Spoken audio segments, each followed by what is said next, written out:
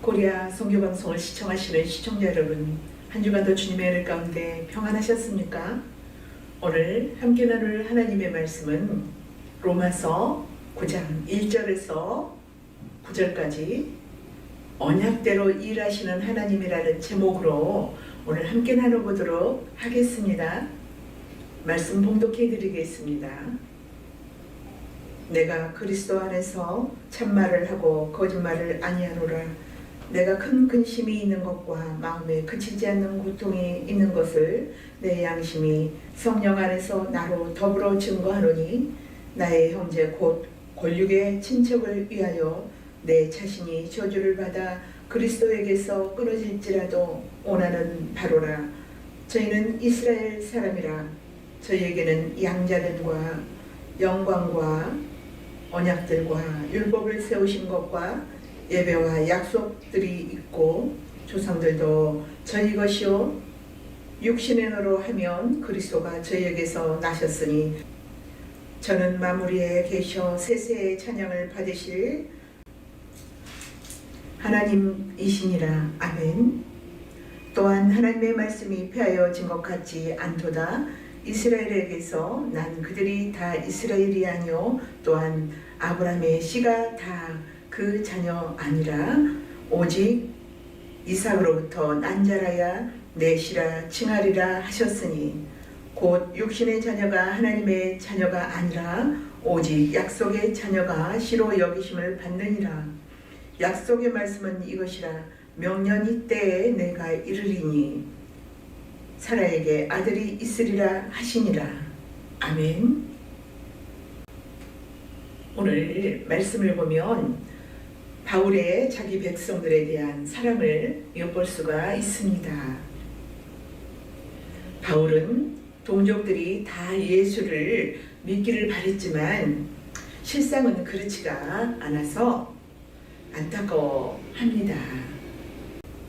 그렇지만 하나님은 언약으로 일을 하신다는 것을 알았기 때문에 바울은 실망하지 않았어요. 그래서 하나님 말씀은 폐하여 진 것이 아니라고 말씀합니다. 왜냐하면 하나님은 이스라엘이라는 민족과 혈통으로 일하지 않고 창세전 언약으로 일을 하시기 때문이라는 것입니다. 오늘 본문을 문자적으로 이해하면 바울의 민주주의에 갇히게 됩니다. 그러나 본문 말씀에 바울의 민주주의를 말하는 것이 아닙니다. 도리어 민족을 넘어서 일하시는 하나님을 이야기해주고 있는 것입니다. 그래서 성경을 우리 입장에서 해석하지 말고 창세전 언약으로 해석하라고 하는 것입니다. 창세전 언약은 예수님의 십자가를 겨냥하고 있어요. 모든 성경의 해석은 예수님의 십자가 중심으로 해석이 되어야 합니다. 요즘 마치 성경은 문자적 해석이 절대적이라고 생각하는 분들이 많기 때문에 성경 해석에 대하여 잠시 언급하고 가겠습니다. 아시다시피 성경은 문자이죠. 그러나 문자 속에 뜻이 있어요. 그 뜻이 무엇입니까? 생명입니다. 생명이 그 안에 들어있습니다. 그래서 우리가 성경을 보면서 얻어내야 할 것은 문자 속에 담겨져 있는 그 내용입니다. 문자는 뜻을 담는 그릇과 같아요. 그 뜻을 영이라고 하지요. 영을 다른 말로 생명이라고도 합니다. 요한복음 1장 4절 보면 예수님 안에 생명이 있다고 합니다. 예수님은 생명을 담고 있는 그릇과 같아요. 이것을 성경식으로 말하면 예수님은 문자와 같아집니다. 왜냐하면 예수님 안에 생명을 담고 있기 때문이죠. 우리가 예수를 믿는 것은 예수님이 하신 일을 믿는 것입니다. 이렇게 되면 예수는 육이고 예수님이 하시는 일이 영이 되는 것입니다. 예수는 살리는 영이고 육은 무익하다고 하셨습니다. 왜냐하면 문자 자체가 죽은 것이기 때문에 그렇습니다. 억지로 풀다가 망한 자들이 많다고 증거하고 있어요. 억지로 푼다는 것은 인간 입장에서 해석을 한다는 것입니다. 인간들의 해석 방법으로 성경을 이해하였다는 말입니다. 베드로가 억지로 풀다가 망한 자들이 있다고 하는 것은 그 당시에는 성경 해석을 잘 못하는 자들이 있었다는 말입니다. 인간의 이성을 바탕으로 하는 학문이 성경을 억지로 푸는 것이 되어요. 성경은 성령의 감동으로 문자로 기록을 하였습니다. 문자란 말을 형상으로 베껴놓은 것이지요. 원래 말은 형상이 없어요. 그런데 형상화하였죠. 이것을 우상성이라고 합니다. 우상이란 신을 형상화한 것을 말합니다. 인간들이 생각에 가두어서 고정하여서 이해하는 것을 말하지요. 그러므로 성령의 감동하심으로 성경을 이해하게 되면 그 성경은 글이 아니고 생명으로 역사하게 되는 것입니다. 우리의 삶에 변화를 일으키고 거듭나게 하는 능력으로 나타나지요. 하나님의 말씀은 문자가 아니고 하나님의 말씀 자체는 생명이고 창조의 능력입니다. 하나님이 말씀하심에 그 말씀이 담고 있는 내용이 사건으로 나타나게 되는 것입니다. 이것은 곧 말씀 자체가 생명이기 때문이죠. 그러므로 말씀이 떨어지자 피조물이 실제로 살아서 움직이는 그러한 것으로 나타나는 것입니다. 이것이 말씀이에요. 우리에게도 마찬가지지요. 성경이 성령의 감동으로 읽혀지자 그 내용이 우리 안에서 일어나는 것입니다. 예수가 믿어지고 천국이 믿어지고 영생이 믿어진다는 말이지요.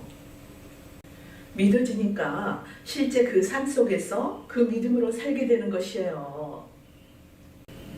살아계신 예수 그리스도를 품고 사는 성도는 반드시 삶으로 나타나게 되어 있습니다.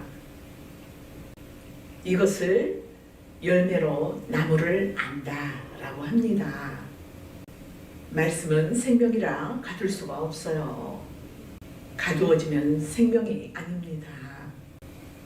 우리의 이 땅에서도 물이 흘러내리면 썩지 않지만 고여있는 물은 썩잖아요.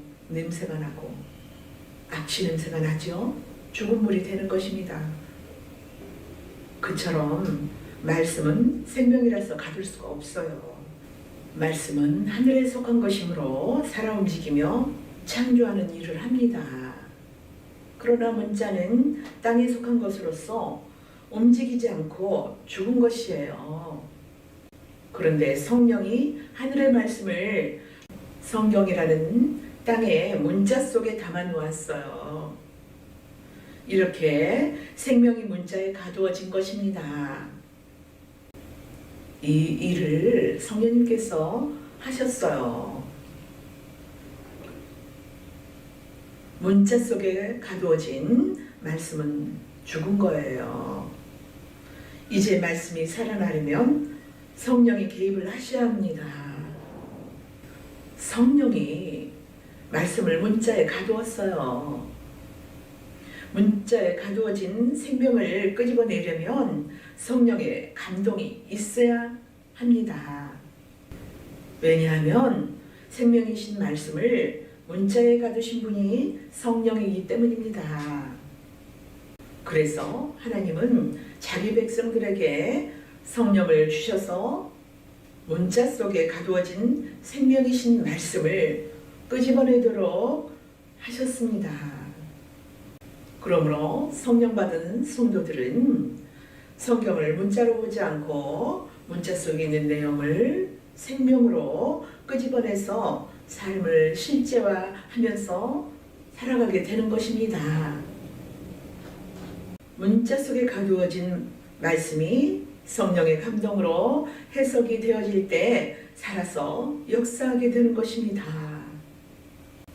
하나님께서 자기 백성들에게 성령의 감동을 주셔서 그 말씀을 볼 수 있고 들을 수 있고 깨닫게 하십니다. 하나님의 뜻을 읽어낸다는 것이죠. 성령의 역사하심으로 말미암아 예수님의 생명이 갖고 있는 속성들이 우리의 삶으로 표현되어지는 것이지요.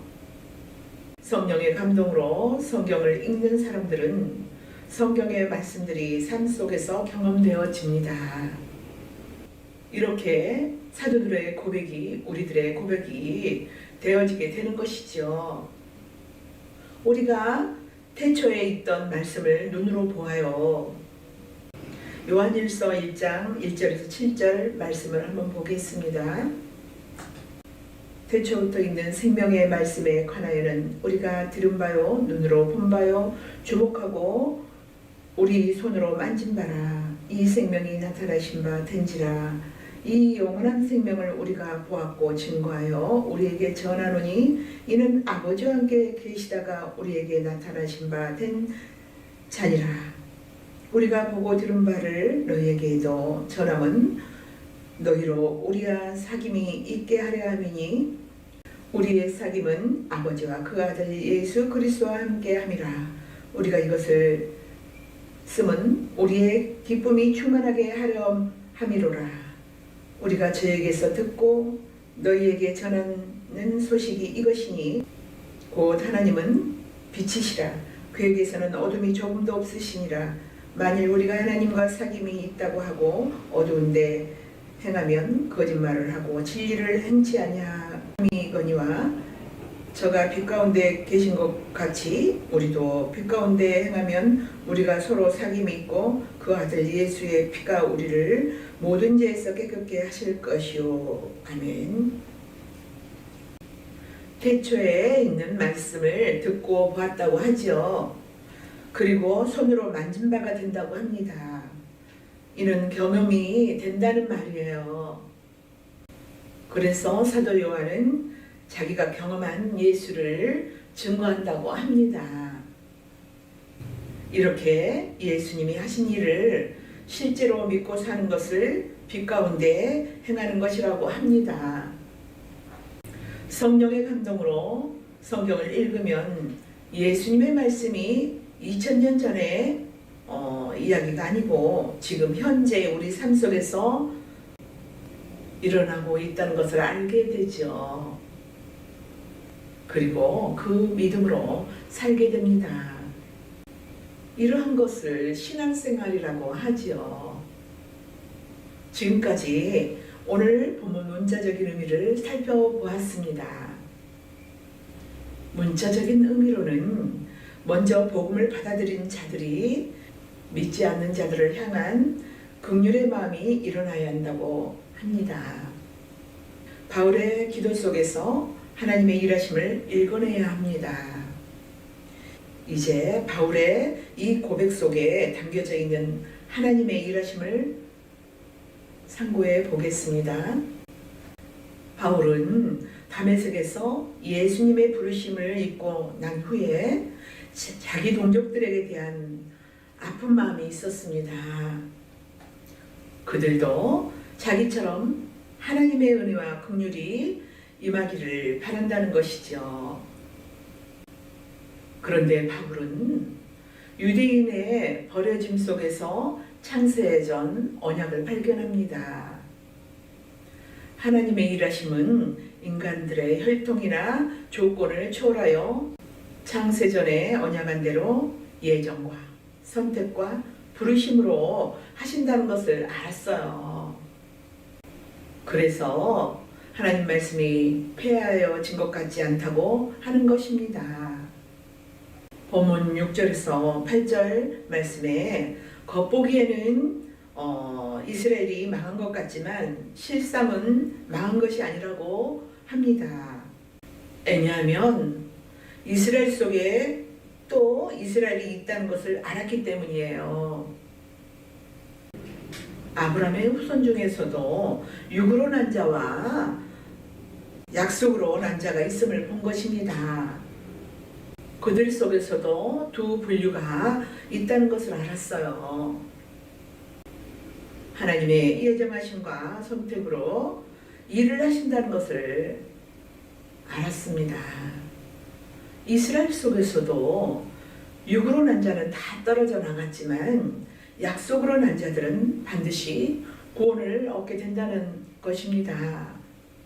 성도들의 구원은 그 어떤 것으로도 끊을 수 없는 구원이라고 말씀하였습니다. 이는 성도들의 구원은 창세전 언약에 의하여서 주어진 것이기 때문입니다. 약속을 지킬 주체는 하나님이에요. 우리의 구원은 우리가 지키는 것이 아니고 하나님이 지켜주십니다. 예수님께서 두려워하는 제자들에게 아버지는 만유보다 크심에 누구라도 그 손에서 빼앗을 자가 없다고 안심하라고 합니다. 신앙생활이란 이 약속을 믿음으로 사는 것이에요. 구원은 우리가 이루는 것이 아니고 구원을 하시겠다고 약속을 하신 분에 의하여 주어집니다. 그래서 구원은 선물이고 은혜입니다. 구원을 받은 자들은 그 어떤 것으로도 끊어지지 않습니다. 역설적으로 구원을 끊고자 하는 세력이 있다는 말입니다. 이것을 역설로 말하면 구원에서 끊어지는 자들도 있다는 말이 되죠. 무슨 뜻이냐면 누군가가 구원을 끊어봐야 그 구원이 하나님께로 난 구원인지 아니면 스스로의 구원인지 알 수가 있단 말입니다. 로마서 8장에서 성도의 구원은 그 어떤 것으로도 끊어지지 않는다고 하면서 9장에서는 버림당한 자기 동족들을 향한 아픔을 말합니다. 바울은 지금 8장과 9장을 하나의 주제로 이야기하고 있어요. 8장의 내용이 무엇인가요? 성도의 구원은 창세전에 이미 이루어진 구원이라고 말씀하였습니다. 미리 정하신 자를 부르시고 부르신 그들을 의롭다 하시고 의롭다 하신 그들을 영화롭게 하신다고 말씀하였습니다. 이들이 누구인가요? 창세전 언약으로 구원이 주어진 자들입니다. 그런데 이스라엘 민족이라는 큰 덩치를 보면 마치 버려지고 끊어진 자로 있는 것이지요. 겉으로는 유대인의 버려짐이 마치 하나님으로부터 잘려나가는 것으로 보여지는 것입니다. 그러나 바울은 잘려나간 것이 아니라는 것으로 보였어요. 그 속에서 다시 찾기 위하여 버려진 자들이 있다는 것을 알았어요. 이것을 로마서 11장에서 잘려나간 감람나무 비유로 했어요. 하나님께서 완악한 이스라엘을 잘라내고 그 자리에 이방인을 접붙였습니다. 그러다가 이방인의 충만한 수가 차면 완악한 이방인을 잘라내고 잘려나간 이스라엘을 다시 접붙인다는 것이지요. 이 과정에서 다시 접붙임당하는 자들은 하나님의 은혜로 구원이 주어지는 것을 알게 되는 것입니다. 그러니까 이스라엘이永고히 잘려나가는 것이 아니라 은혜로 택하심을 공고히 하기 위하여서 잠시 버려진 것이라는 것을 알았습니다. 이것이 버려짐 속에서 구원이 담겨져 있다는 것입니다. 예수님께서는 요한복음 17장에서 자신의 죽음을 창세전에 아버지와 가졌던 그 영화로움으로 돌아가는 것이라고 말씀합니다. 예수님의 죽으심을 영화로움이라고 한다면 예수님의 육신으로의 살으심은 우리의 죄를 대신해서 저주와 멸시천대를 받으신 삶을 살게 된 것입니다. 그래서 죽음을 창세전에 가졌던 그 영화로움으로 돌아가는 것이라고 기뻐하고 있는 것입니다. 말씀이신 하나님이 육신으로 오신 것은 선악과로 인하여 저주를 받은 우리를 대표해서 구원을 위해서 하나님의 영광을 포기한 것입니다. 이제 그 저주를 끝내고 원래 창세전에 아버지와 가졌던 그 영화로운 시절로 돌아가게 되는 것입니다. 이는 예수님의 구원이 곧 우리의 구원이 되는 것입니다. 무엇이 구원인가요? 원래의 자리로 돌아가는 것이에요. 예수님께서 십자가의 죽으심으로 원래의 자리로 돌아가셨어요. 히브리서 5장 5절에서 10절에서 하나님의 아들을 낳았다고 말씀합니다. 그런데 그 아들이 육체로 계실 때에 자기를 죽음에서 구원하실 아버지께 심한 통곡의 눈물로 간구하였다고 합니다. 이것은 구원을 달라는 것이에요. 그래서 그가 아들이시라도 십자가에 죽은 고난을 통해서 온전하게 되었다고 합니다. 온전하게 되었다는 것은 구원을 받았다는 말입니다. 그런데 이런 것이 모든 자들에게 영원한 구원의 근원이 되었어요. 근원이란 근거를 말해요. 그러니까 예수님이 자신의 죽음을 가지고 성도를 구원하는 하나님의 근거를 마련한 것입니다. 이제 그 근거를 가지고 자기 백성을 구원하십니다. 이는 곧 성도들의 구원은 예수님과 같은 과정을 거치게 된다는 것이죠. 어떤 과정인가요? 이는 창세전에 아버지와 영화롭게 살던 분이 육신을 입고 오셔서 죄의 세상에서 죽임을 당하시고 원래 자리로 돌아가는 것입니다. 그래서 예수님은 자신의 죽음을 창세전에 아버지와 가졌던 그 영화로 돌아가는 것이라고 하였습니다. 아버지께서 이러한 과정을 통해서 하늘나라로 돌아오는 아들을 환영하였습니다. 이와 같이 우리의 성도들의 구원도 동일한 과정을 밟게 되어 있습니다. 이것을 간과치 마시기 바랍니다.